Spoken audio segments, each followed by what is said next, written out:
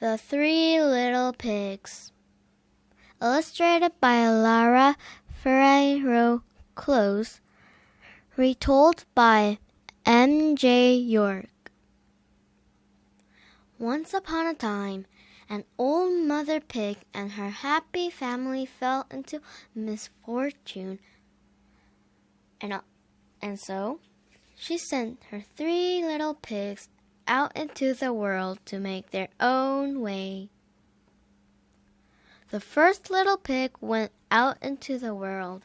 He soon settled down and built himself a little house of straw. Before long, a big bad wolf came along and saw the little house of straw.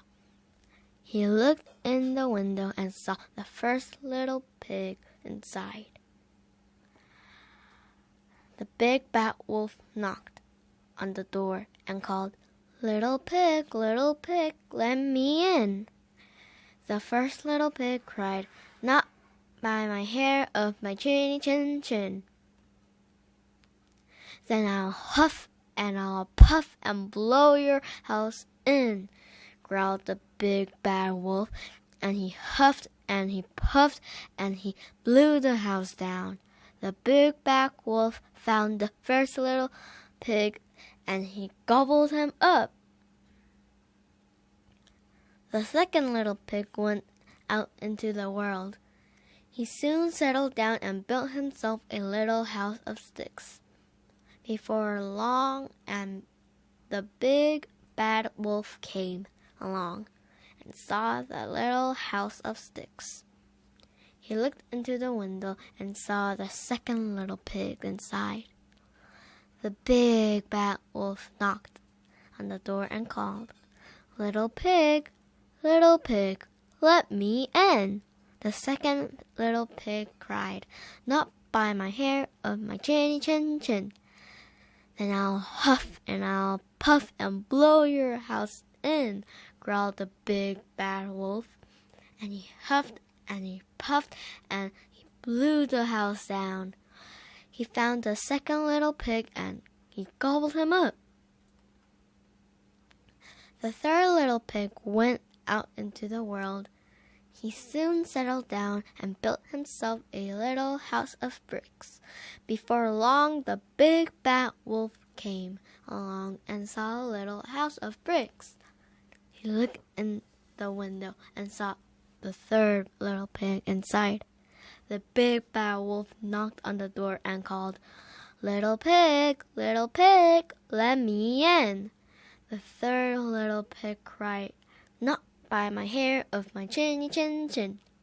"Then I'll huff and I'll puff and blow your house down in," growled the big bad wolf, and he huffed and he puffed and he huffed and he puffed again, but he could not blow down the house of bricks.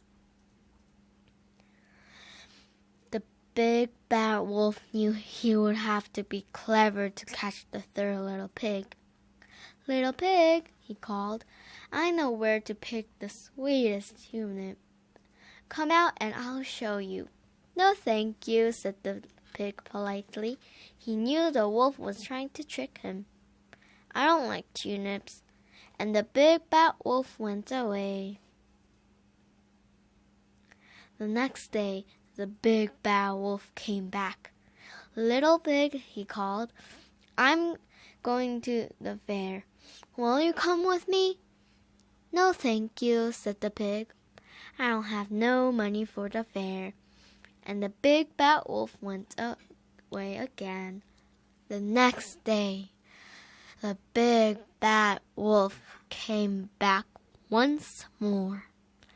"Little pig," he called, "the best apple grow in the Farmer Brown garden.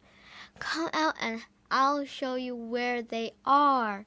The pig knew the big bad wolf would never leave him alone. He had a plan. "I'll meet you tomorrow at 5 o'clock, he replied. The next day, the pig ran out of his house at 4 o'clock. He ran to the Farmer's Brown garden and picked the basket of apples and ran home again. He put the pot on the fire to heat water for his tea. The big bad wolf came back at 5 o'clock. "Little pig," he called, "are you ready to go to Farmer Brown's garden?" "I've already been and come home again," said the pig. At this, the wolf grew angry. He had tried to do tricks the pig 3 times, and it had not worked. He wanted to eat the pig now. He got a running start and leaped high into the air. He landed on the roof with a loud thump. He jumped down the chimney and splash landed in the big pot of boiling hot water. That was the end of the wolf.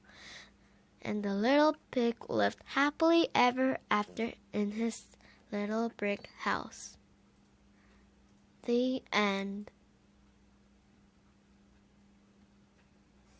Thank you for listening to the story. I hope you read all our books. Please subscribe and don't forget to subscribe. Thank you for reading. Bye. See you later.